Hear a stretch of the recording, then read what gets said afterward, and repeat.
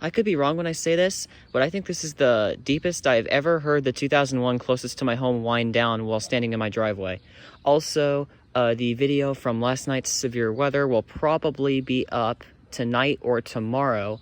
I did get some warnings last night, so I'll make sure to get those up. And then that test was actually a big success, and that's going to make for a fun test next week because the siren is now pointing directly at my house. So if I'm lucky, then that will make for a hell of an ambience next week, assuming there's no wind. Let's hope there's not.